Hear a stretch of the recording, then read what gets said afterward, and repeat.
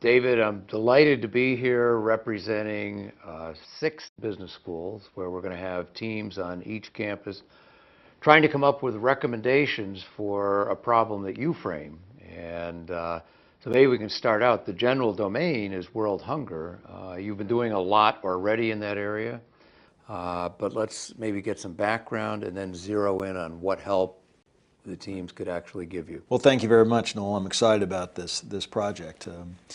You know, about 5 years ago, on our 10-year anniversary as a company, we stepped back and we said, what kind of company do we want to be? What kind of opportunity do we have? And our company's grown dramatically since we were spun off from PepsiCo in 1997. Back then, about 75% of our business was in the U.S. Now about 70% of our business is outside the U.S. So we're truly a global company. We're in 112, well now it's 119 countries because we just went into Africa.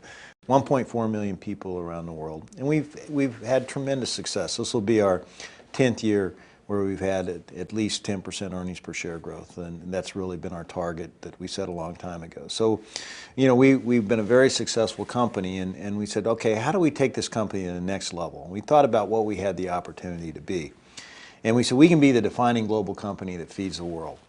And by that, what would the defining global company that feeds the world be? Well, first of all, we can be defining because we do have 1.4 million people. We do have 119 countries. We're truly global. You know, our growth is coming from around the world, so we're truly global.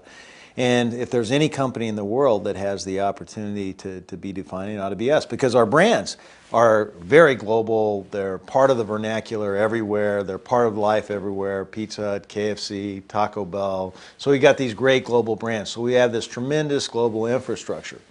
And so what we want to do is we want to define what a great multinational company should look like, how it should act, what it should be. And the first thing is we think you should have a famous recognition culture where everyone counts. So we're best practice today for the kind of fun we have recognizing people and really creating a positive work environment.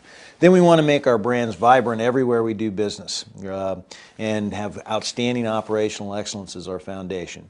And then the third thing is we want to be a company with a huge heart. That is focused on more than just making money. Now, having a huge heart means making sure we create all kinds of jobs for people all around the world, which we do. Make sure we develop people and grow them as aggressively as we can. But we also want to make a big difference in the communities that we serve around the world, and broader than just selling our food. So we came up with the idea that we should stay really focused on our core, which is we're all about food. So people buy our food all around the world. But what about the people who can't afford our food?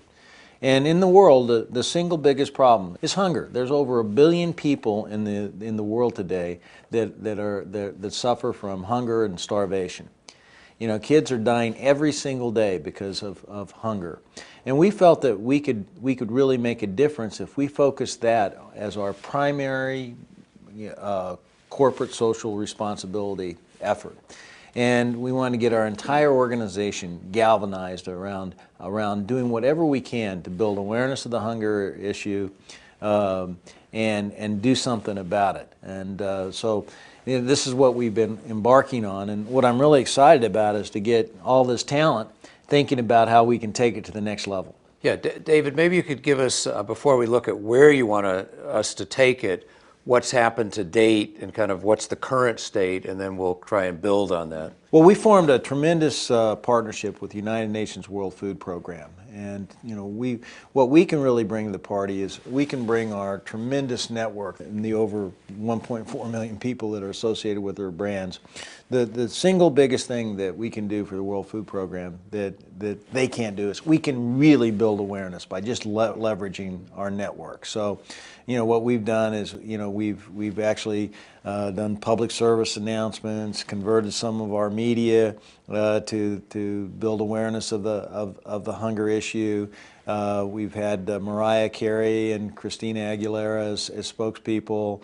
So, you know, number one, we're building awareness. Number two, you know, we are very focused on volunteerism, getting our people engaged in this process and problem around the world. This year, I think we'll have close to 5 million volunteer hours from our people around the world. And this has taken on a lot of enthusiasm because, you know, everybody recognizes it's a problem, and it's not too hard for people to say, well, what if it was my child that couldn't eat? You know, so people are really passionate about that. So we've engaged the organization in terms of volunteerism. And last but not least, we've used our restaurants during what we call Hunger Relief Month to raise money for the World Food Program. And this year we'll raise close to $30 million. And when we started the program, it was about $17 million. But the three priorities are, number one, build awareness, okay, number two, volunteerism, and number three, raise money. Let me ask a question on the volunteerism, David. What are some examples of the kind of volunteer activity they're currently doing? Well, you know, people go to food kitchens and serve the poor. And, you know, my management team, just recently, we went here in Louisville, we went to Volunteers of America Center and served, you know, chicken to a bunch of needy families.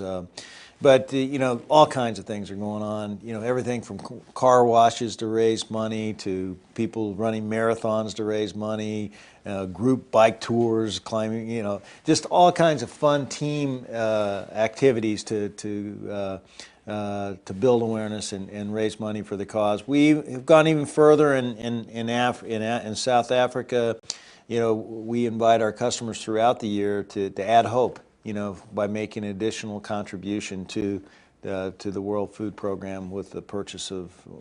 And by the way, even in Africa, where the per capita income is very low, I think the highest giving per capita is in Africa. What are, you know, it sounds like the innovations or the examples are bubble up from in the organization. You know, you don't tell them what to do, you encourage them to come up with their own innovative response? I think, you know, Sam Walton once said, the more you know, the more you care, okay? I think what we've done is we've done a very good job of identifying the problem, the extent of the problem, and said, this is what we want to do. We want to make a difference in the world. How would you do it? And then that challenge has really engendered a lot of enthusiasm. I think if we rolled out a program that said everybody had to do this or everybody had to do that, I don't think we get near the excitement or near the enthusiasm. People own this, from doing auctions, cooking for, you know, offering up a cooking class, or going to say, I'll come to your house and cook for you if you do this or that. They're all kinds of little things, but all those little things add up and make a difference. Well, let's talk about how our consulting teams, 6 of them, 6 campuses, can help you take it to the next level. Yeah. What's your dream about where this can go and how we can add some value? I think what we need is a lot of creativity and some imagination on how to take a program which we think is already good and take it to a much higher level. And I would really challenge the team to be as provocative as you can possibly be in terms of serving up some suggestions, and watch just some of the obvious things. Oh, like, oh, you ought to go get 10 more companies like you to do this. That's, I mean, we can do that, and we know that. But how do we get our entire system engaged? How do we get the entire system engaged on driving even more awareness of the hunger issue? How do we get more engagement on volunteerism? And how can we get even more engagement in the area of using our considerable resources to raise money? David, in your mind, might this include, you know, you have a huge supplier network. Might it include going back into the supply chain? Obviously, you've got millions and millions of customers, right, too, but, right, you know, it just, yeah, you touch so many people. Yeah. I would think, you know, how do we engage the YUM network?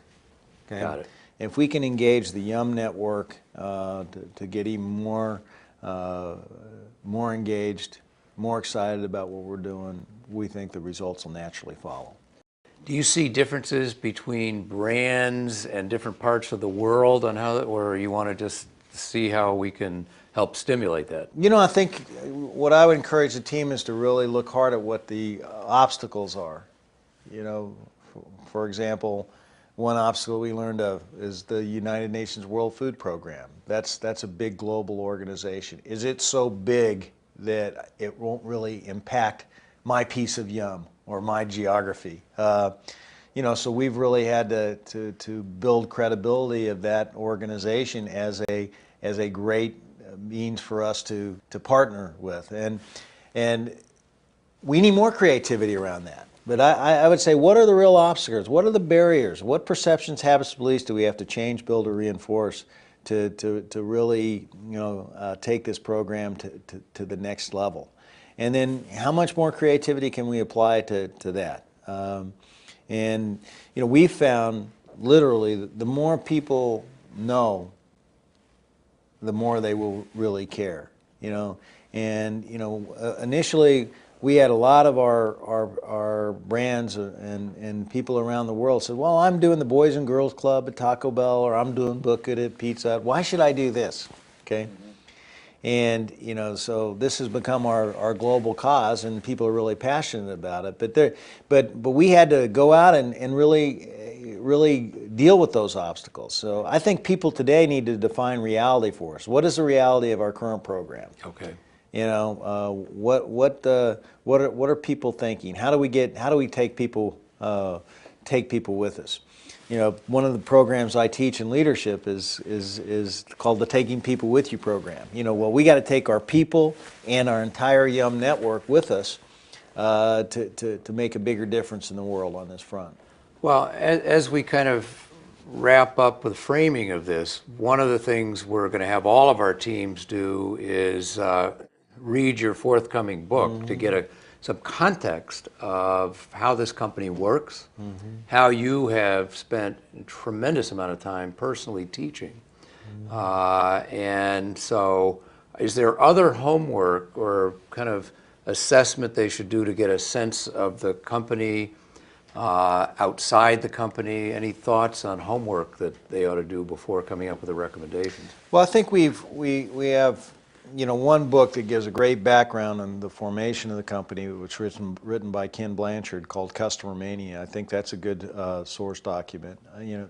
I think the upcoming Taking People With You book is something I would really encourage each team to read and to follow. I think if we can get the kind of horsepower we have through these teams, really following the steps on taking people with you, I think that we'll come up with we'll get some great insights. Yeah, because I think just to reinforce that, having known you over the years and know that program, it is a unique part of the culture here, and it is a platform upon which all of this can happen. And so I think I want to make sure the two teams do their homework on that. Are there any external benchmarks or things they ought to look at outside the company that you can think of? Well, I always think one of the learnings I talk about taking people with you is being a know-how junkie. I think that this is one of those things where it's better that I probably don't have the answer. Okay, but I think that the best teams are going to look outside and see what other social responsibility programs are put in place. Procter & Gamble, I know, has a great program. GE does a lot of stuff. There's a lot of great companies do a lot of things. I think, looking at what other great companies do and finding out what the best programs are, and then applying a little what I call pattern thinking. Hey, if they can do this at Procter & Gamble, how could we take that same basic notion and make that happen at Yum? Well, David, we are going to have, 6 campuses, 6 teams per campus working on your problem that you've just framed. And is there anything else?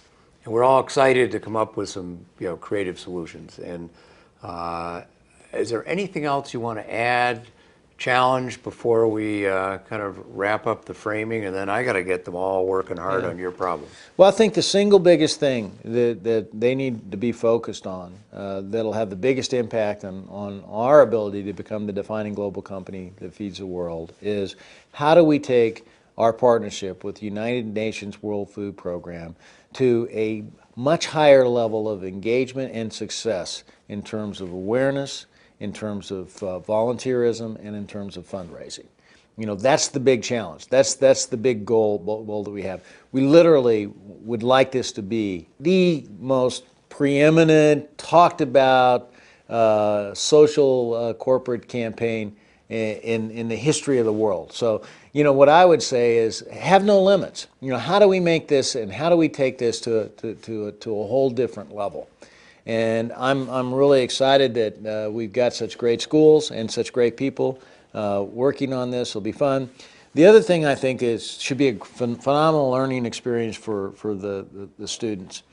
And I genuinely believe that, you know, the Taking People With You leadership program that's outlined in my book will be something that will serve you, the students, for a long, long time. And I wish I would have had the benefit of that kind of learning when I started my career.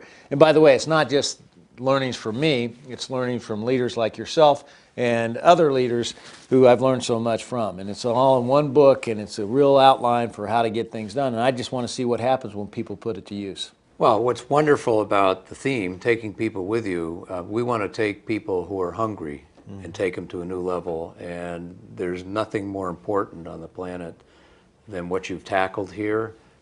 You've set a high bar that's real high, and we're not going to let you down. We're going to come up with some very creative ideas. We look forward to being with you in the live workshop next spring. Great. I look forward to it too. It's going to be fantastic. Thank you very much.